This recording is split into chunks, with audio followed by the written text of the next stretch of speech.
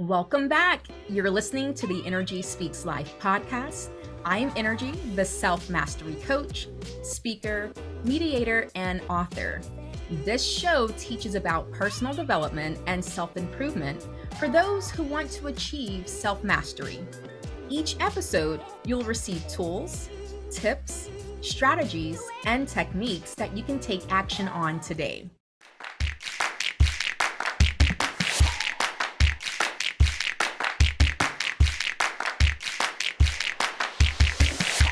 And today, my guest is Hina. We'll discuss everything there is to know about building self confidence and feeling worthy. Thanks for joining us, Hina. Tell us a Thank little you. bit about yourself and your experience or relation with what we're discussing today. Thank you so very much, Nrgy, for having me on your podcast. My name is Hina Fatima, and I am an NLP Master Trauma Coach based in California. A quick, brief intro about me. I am a doctor from Pakistan.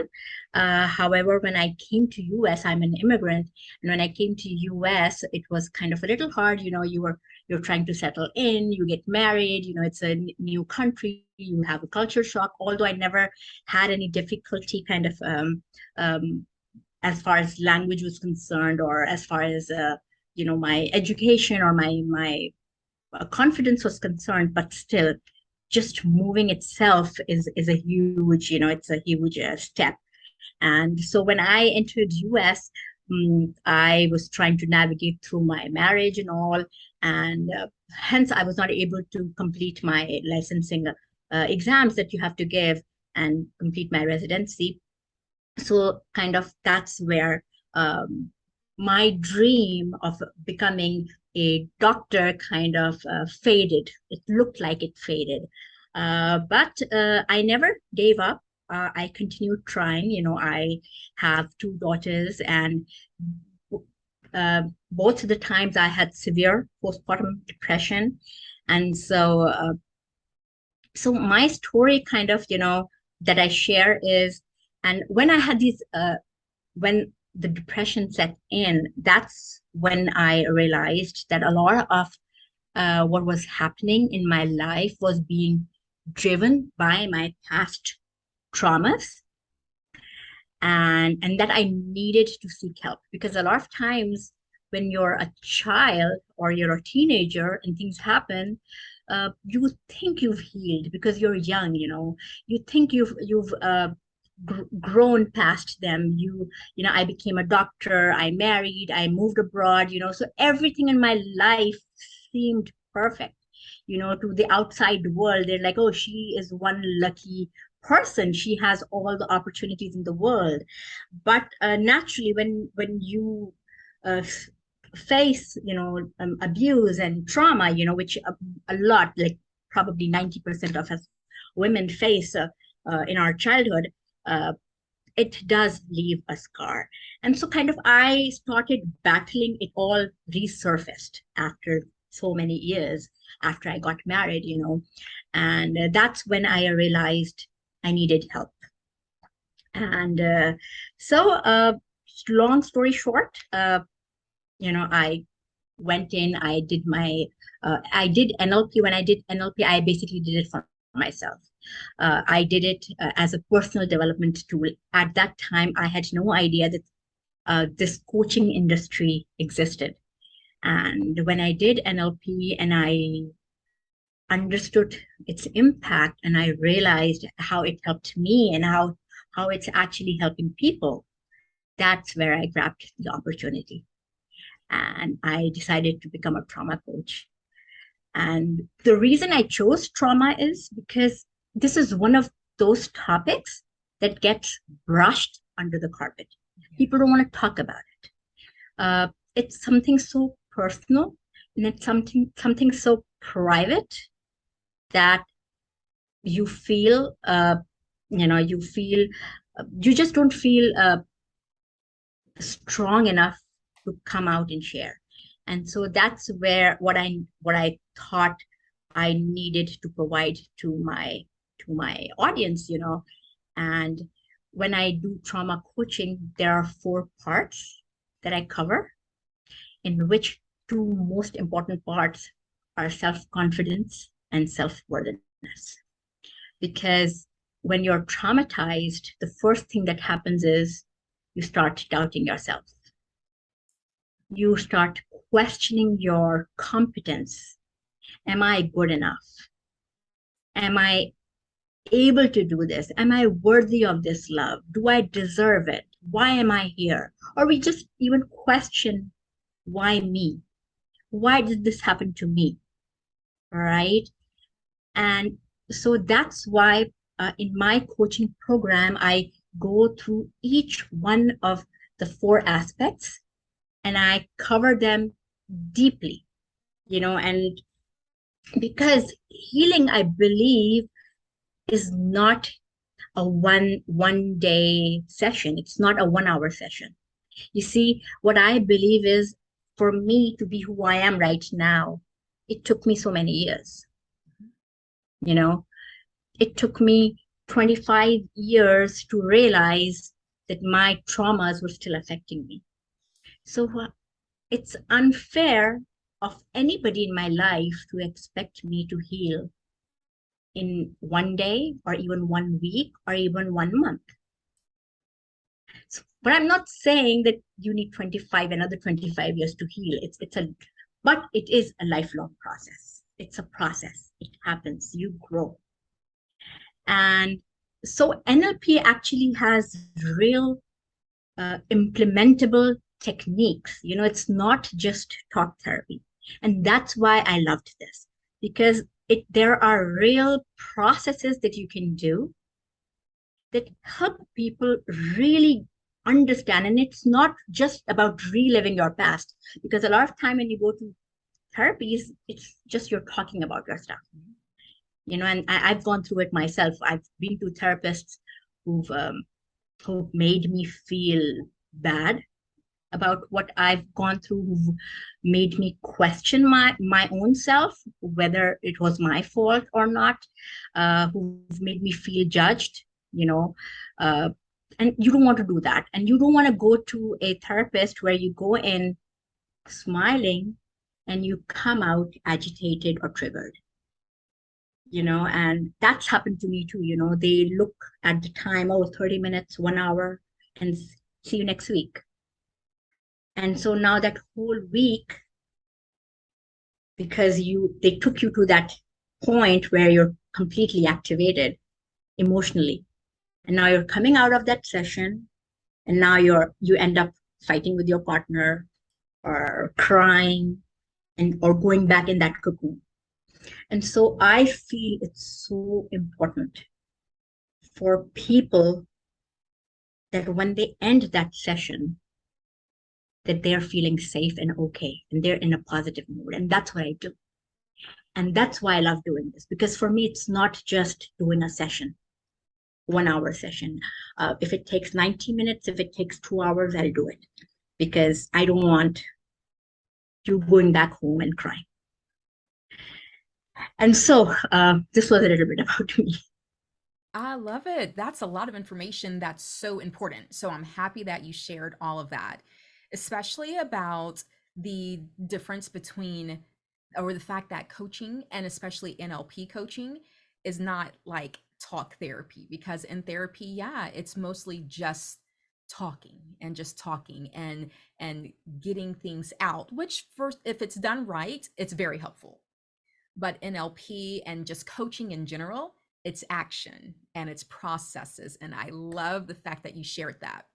So, for our listeners who may not know, when you say NLP, what can you break that down for them? I understand it. My coaching is also based in NLP, but can you explain that for our listeners and exactly how you use that method within your coaching sessions with your clients? Yes, so NLP is neuro linguistic programming, and as the name suggests, neuro is the brain or the mind, linguistic is language. And so NLP is how you use your language to influence the way you think and you process information, you store information, which is in the form of memories, you know. And so how all of that is happening and how we're using our language, how we're using our narrative, our stories to change our physiology, to change the way we perceive things in life.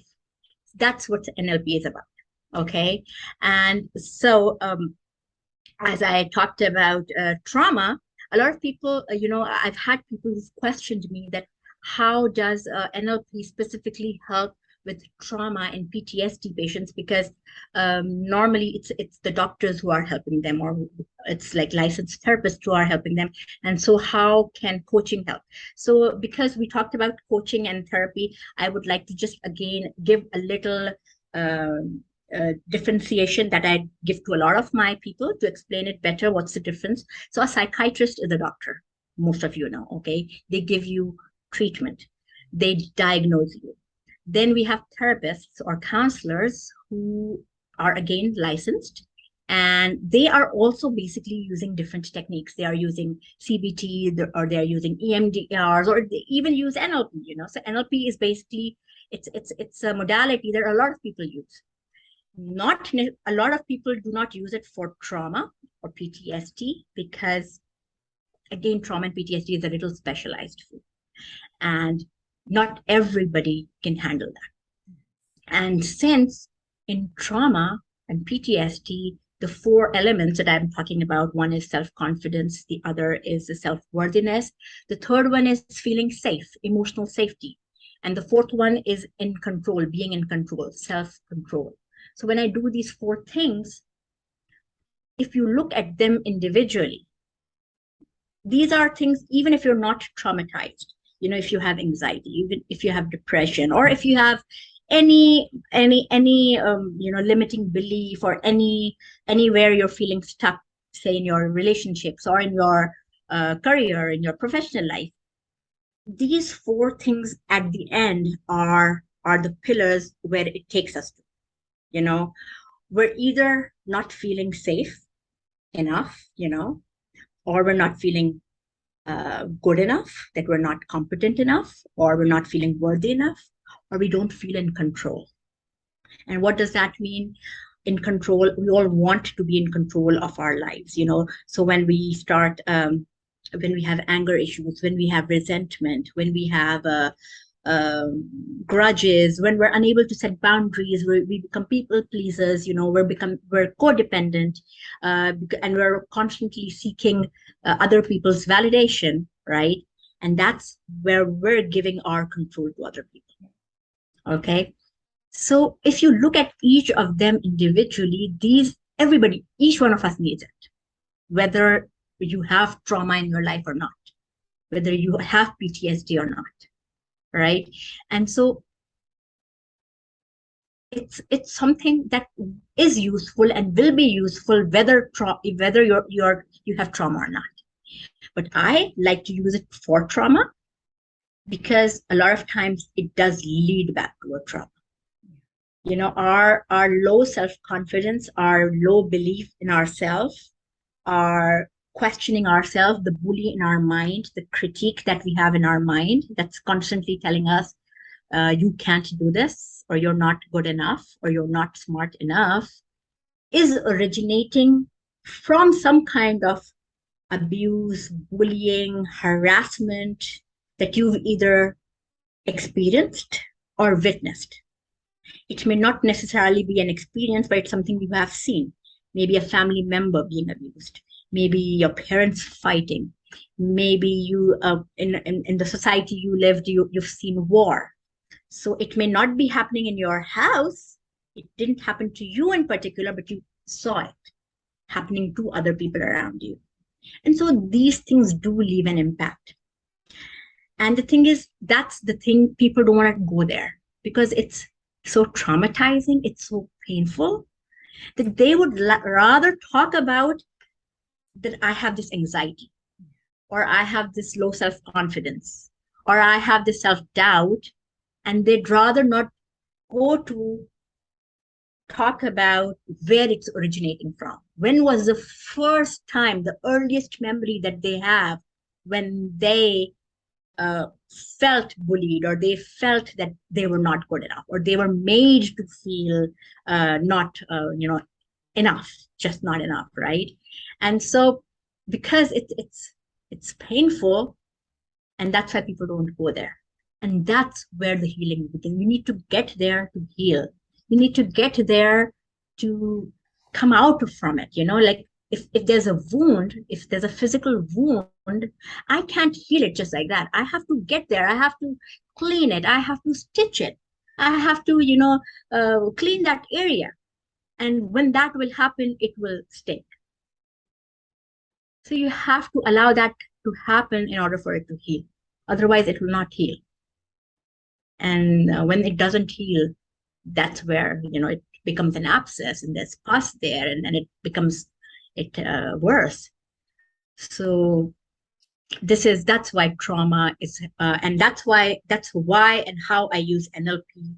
Uh, that's how NLP helps people kind of recover from their Yeah. traumas and PTSD.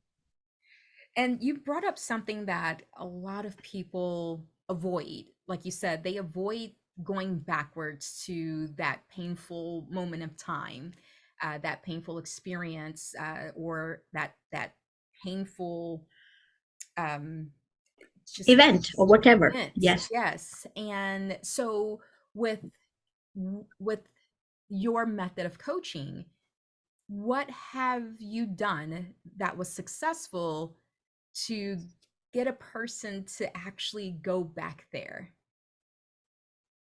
Okay, so basically, the way we use it is we work with memory.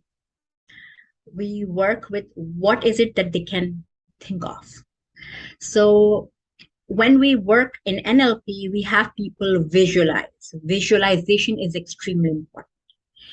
Everything that we're saying, everything that we're thinking, any word it is, we visualize it. We don't realize it. We may not know it consciously, but that's what we're doing. If I tell you not to think of a purple elephant, you're thinking of a purple elephant, although I told you not to think of it, right? And if I tell you to think of a green elephant, you're thinking of it, right? So the mind just cannot differentiate between do this and not do this. It will only focus on the fact what you're telling it to do on that object, right? And so if we're thinking of anxiety, depression, trauma, or that I have trauma, or I have low self-confidence, or I'm not worthy of this, or why it happened to me, then that's where our mind is focused. Okay. And believe it or not, we are reliving our traumas again and again. We may not talk about it, but it's there. We relive it every day. When we tell ourselves that we're not worthy of love, what we're doing is we're restating what somebody said to us, a parent said to us, or a teacher said to us. Maybe they said it verbally, or maybe they made us feel that way. I've had clients who didn't realize that traumas went back to childhood friendships, uh, where they were best friends, and all of a sudden their friendship ended because of some misunderstanding. You're a 14-year-old. And this girl, she developed a lot of self-doubt because all of her life she blamed herself, and she felt that somehow she was responsible for that friendship not continuing, and she missed that friend. And she relived that moment again and again and again. She asked that question again and again and again to herself. Well, it was not something that she thought was the issue, you know? And so she was actually, like, even 20 years later, she was actually grieving. And again, when I coach grieving clients too, because grief is also after trauma. And she was grieving a lost friendship, and again, a friend that had not passed away. That friend was very much alive. she had lost that friendship. And she blamed herself for it. And so the moment I had her go into different positions, I had her go back and relive it as a 14-year-old. I had her relive that moment as her friend. I helped her go in those first, second, third positions, and I helped her see it as a movie, visualize it, see it as a story. Her perception changed. And that's one of the beauties of NLP, which I tell a lot of my clients. Our lives are stories. See what happened with Anne Frank, the Holocaust that happened. It was something very real, something very horrific, something very painful. And it happened to her in real life, real moment. It happened to people in real time, right? Well, when we talk about it today, what is it? It's a story for us. We may cry with it. We may cry with the characters. We may empathize with them. We may sympathize with them. We may do whatever we wish, or we may be indifferent. But it's a story. If I tell you something happened to me today, or yesterday, or 10 years ago, what is it for you? It's a story. It's my story. Your life is a story for me. So when we watch a movie or when we read a book, how many times it happens that after the book has ended, we're still mesmerized. We're still in that book. We're still with those characters, sometimes for a few days. If it was a happy ending, we're happy. If it was a sad ending, we stay, sad, and we feel that, that emptiness. Same as with the movie, right? But then what happens? It's just a movie and it's over. How many times when we're sitting on this chair and watching a movie and we're analyzing the different characters, oh, the mother shouldn't have done this to the child. The child should not have behaved like this. Because it's not happening to us. We're looking at as an outside, as an observer, as within another perception. It's a third eye. So when we start looking at our stories, at our lives with that perspective as a story, it's a book that you're reading. It's a movie that you're watching. So I'm the Angelina Jolie of my story. Or I'm the, any actress, Jennifer Aniston of my story, then the way I see my life will be very different. And it will help me heal, because there are sad parts in everybody's stories. And it's okay. What happens to us when we're 10, 12, 15, 20, 30, it was a story. It happened. It's gone. We learn from it. We change it. We change our narrative. We don't live in them. The idea of NLP is not to eliminate the pain, because we can't do that. We cannot change the story. We cannot say the story never existed. We can't say it's gone. We've forgotten it. Forgive and forget. How would you forgive? How would you forget? Right? It's there. It's a memory. It's something very real that happened. Well, what you do is you accept it. And what you do is you see it with another eye. You see it with another angle. You're looking at the same story, at the same person, at the same event, but with a different perspective. And when you do that, that's where acceptance and healing and all of that comes. If you don't mind, I would like to share a story. Sure. That'd be okay? Absolutely. So there is this one girl, she got divorced, and then after she had a second marriage, and for a very long time she held a grudge against her first husband, her ex-husband. And then recently she got to meet this ex-husband of hers. And when I did the sessions with her, I was so proud of her. She actually went to him, she met with him, and he wanted to apologize. And probably he also wanted to, at some point, re-establish some kind of relationship with her because he was having difficulty in his current marriage. But I'm so proud of this girl, what she did. She went, she spoke to him, she met him, everything. He asked for forgiveness, she forgave him and everything. And in the end, she came and she told me, she was like, I just told him that I understand you made a choice. Uh, when you chose to leave me, to divorce me, and marry somebody else, you made a choice which you thought was best for you at that moment. And I thought it was selfish of you. But of course, he did what served him. And so now I acknowledge that. I accept that. Okay, you did what you had to do.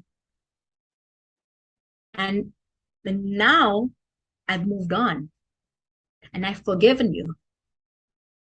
And I'm okay with meeting with you. But no, we can't continue this relationship, this friendship, because naturally she has a husband, he has a wife, and it will get really complicated, you know. And so she knew what she wanted. She knew she wanted to meet him for once because she wanted that closure.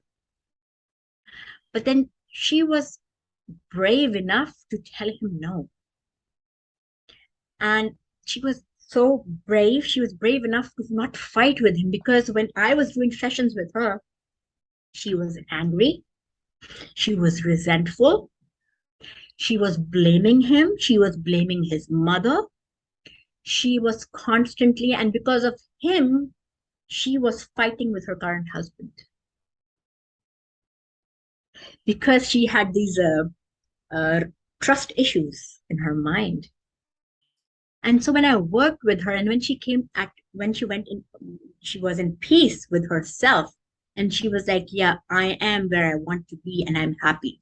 She came to accept her current husband and she came to, I don't know whether she forgave him or not, but like she did say that when he asked for forgiveness, she was like, okay, fine, I forgive you. But she was at a place where she was peaceful. She was at a place where she didn't scream and shout or break things. And so when I see such success stories, that's where I know it works. Yes.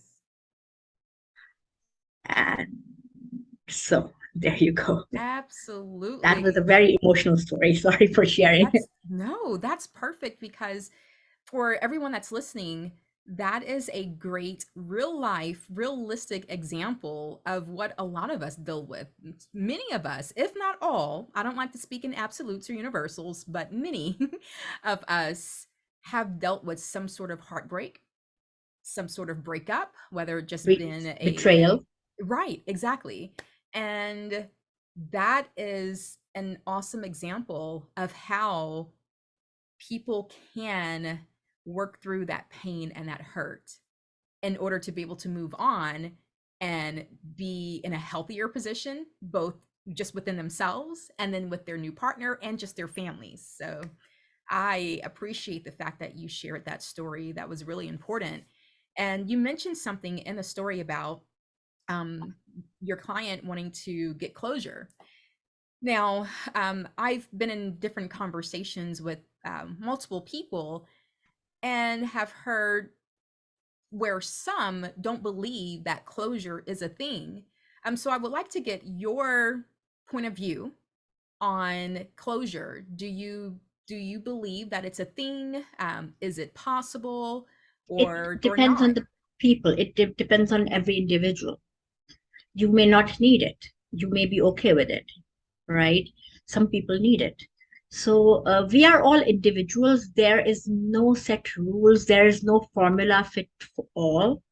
Okay. So, and that's the beauty of coaching, that when we coach people, we help them understand what works for them, because our definition of closure can be different. What may mean closure to me may be different from what it may mean to you. So what brings closure to me may seem entirely different from what it means to you, right? And so I personally, I work with clients to see what helps them. If they need closure, what do they need to do to get that closure? For some people, for her, she went and she met him. It may not work for you. It may not work for me. Something else may give me that closure. That's okay. And some people don't even want it. To be very honest, there was this another lady I spoke to who had this grudge against somebody in her family. And when I tried helping her with her thoughts and reframing, she was so adamant at that moment. She was like, but I don't want to change it. Mm-hmm. She because she had so much pain and anger at that moment, that she wanted to find a reason to blame that other person, and she was not ready. And so she said, don't do that right now, because I'm not ready.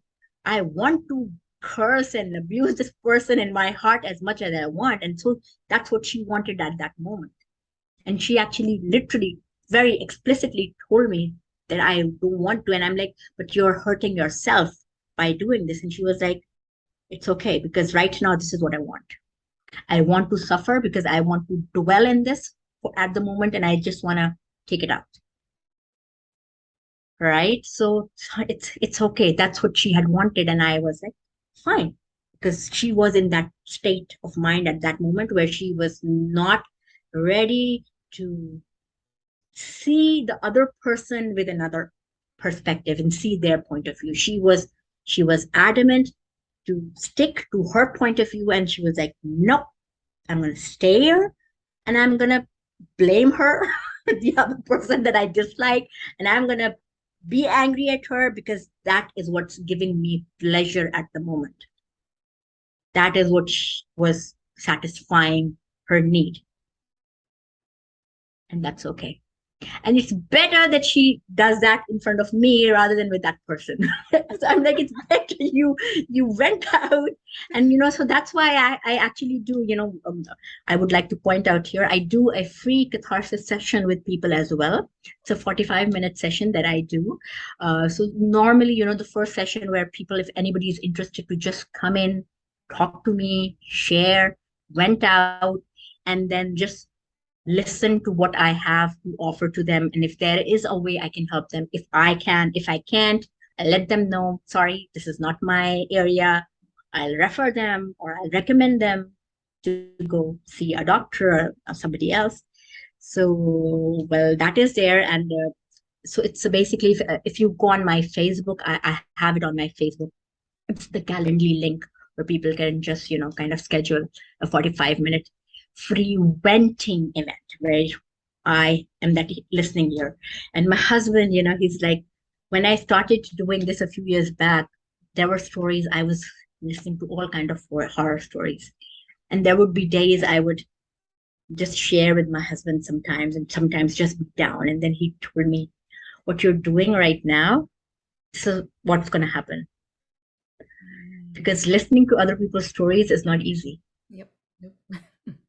And so either you become a sponge and you absorb it all, otherwise you're going to break. So I've allowed myself to become that sponge. So come to me if you Very need good. to. Very good. So let's who is your ideal client? Like, do you only work with women, or do you work with both men and women? Is there a certain age range? Like, kind of give us more of your ideal client. So I work with both, and you will be surprised. I work with both genders. men and women, but I'm not working with kids. I'm working with 16 years and above, because the kids, it's a little different psychology. You have to go at their level. But I do know a few coaches who work with kids. So if I can always refer you, if somebody needs a child coach. So I work with boys and girls 16 years and above, and you will be surprised that 50% of my clients are men. Yep. Initially, when I had started this, I thought it would be more women because that's what we all assume.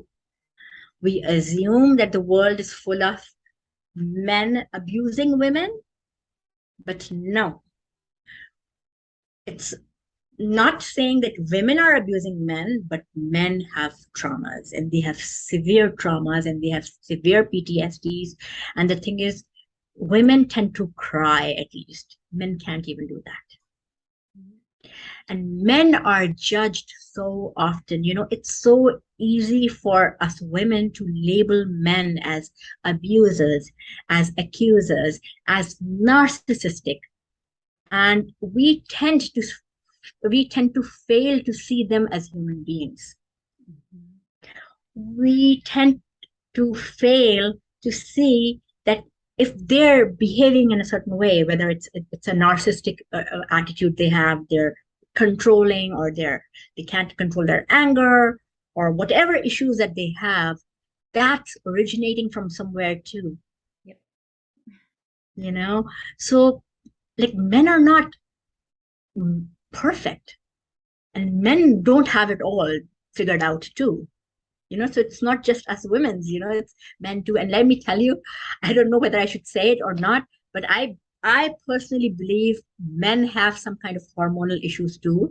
Like we women have PMS and they make fun of us, that it's like if we have our mood swings. I have seen at least my husband, have these mood swings, and there are days when I don't know how to help him. And he's actually wanting to argue, wanting to fight. So, although I'm a doctor, but I'm not sure. We need to do some research on whether it's a testosterone or what is it in men that gives them their mood swings. Because oh my goodness, my husband's mood swings are they're worse than mine. That is hilarious. And the statement actually, it doesn't surprise me. I'm in the same boat as you, where the majority of my clients are men as well. So, and my percentage is a little bit higher. It's probably about 75 to 80% of male clients to female clients. So I totally get it. And for me, it was really important to make sure I work with male clients because there's so many resources out here geared towards women. But men, they need resources as well. And so yeah, that was definitely something that was important when I was structuring my business to make sure that I receive and work with and open my doors to male clients also. So kudos to you. You didn't Thank you. surprise me. I'm actually happy to hear that. But I appreciate your time today. We're going to go ahead and I want to ask you a little bit of a fun question. So Mhm. it's completely off the topic Mhm. and really simple. So, what would you say is a fun or a random fact about you or about anything that you just happen to know? God. Uh, I don't know whether it be fun or not, but it's like one thing that I would like to tell everybody is just never give up and continue living and live your life to the fullest. We just have one life and we all have to go one day. That's inevitable. We all have to die. Nobody has lived forever. And so live your life to the fullest. Uh, Spend that money, earn that money and spend it. Uh, I know people trying to make a lot of money and people trying to save a lot of money for future spending or for future luxuries. Well, you never know when that future is coming. And I have myself seen in my life that anything that you plan 5 years and beyond, you never get there. I'm sorry. Again, I'm going on my talk. It's not a fun fact, but this is true. Okay, anything that you plan for 5 years and beyond, it will change because you don't even know where you will be after 2 years. So just plan that 1 6 months, that 1 year, and go from there and enjoy life. That's it. Enjoy life and speak up. Yes. Um, don't give up. Speak up. There will always be somebody who will help you, and that's what I will say. I don't know. Awesome. Yes. Hey, I'll take that. We'll put that in the section of that being the last takeaway for today's topic. I do appreciate that. Now, I know earlier you mentioned about having your consultation link on your Facebook, I believe, but right now, I just want to give you the floor and however much time you want to take to just talk about what all you have going on as far as your business. Make sure you promote it, your website, or if your Facebook page is your preferred method of being contacted, make sure you mention that. And if you have a book or any type of product, go ahead. The floor is yours to just pretty much promote yourself. Well, thank you so much. Okay, so again, my website is healwithhina.com. Very simple. HealWithHina. Healwithhina.com. You'll go there, you'll find all my products, all my services there.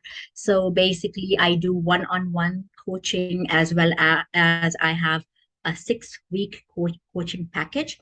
And so when I do the 6 week ones, what happens with the 6 week ones is that I can work with you individually. So say if you have only issues with self-confidence, the negative self-talk that you do, uh, feeling of, low worthiness. So we cover one topic in that 6 weeks. So whether it's codependency, whether it's safety issues. So when you're trauma or PTSD, so feeling safe is something very important, where you may have nightmares, flashbacks, intrusive memories, and stuff like that. That's haunting you. You're right. So being able to set boundaries. So I do offer those 6 week packages, and in fact, I have one coming up. Um, Starting on September 27th, the week of 26th. I'm not yet sure which day it will be, but September, the week of 26th. It's starting on self-worthiness. And the way I'm doing it right now is because I also have a 6 month coaching program, but the enrollment is closed for that right now. It will reopen in January. And so we've covered the part of self-confidence in that 6 month program with my clients. And we're right now in the safety portion. And so in September, we will be kicking off, September 27, we'll be kicking off self-worthy. And so that's where if there is anybody who feels that they're codependent, who feel that they're not worthy of love, or they feel that they need to set their priorities and feel important in life, that's where so you can join me and we will cover that in 6 weeks. And so you will just be a part of those 6 weeks of self-worthiness. And you can find me on the website. I have an Instagram page. Again, it's heal with, and then there's the underscore Hina. And then I have a Facebook page, which is again Heal with Hina. You can find me like that. And that's about it. That's how you can reach out to me. So you will find my emails everywhere. I also have a private Facebook group. But once you go on my Instagram or you go on my Facebook page, you'll find the link for that is. Awesome. Well, everyone, make sure you go and support. And that's it for this episode. If you would like to be a guest, please contact me. You can find me on YouTube or your favorite podcast platform at Nrgy Speaks Life. Or you can visit my website to connect with me further at nrgyspeakslife.com. And do not forget to subscribe, share, or follow. And you know how we do. Go ahead and get the conversation started below in the comments and let us know how you like this episode. Well, always remember that when you master your mind, you master your emotions, and you master your assignment, you can live your purpose and live on purpose. Thanks.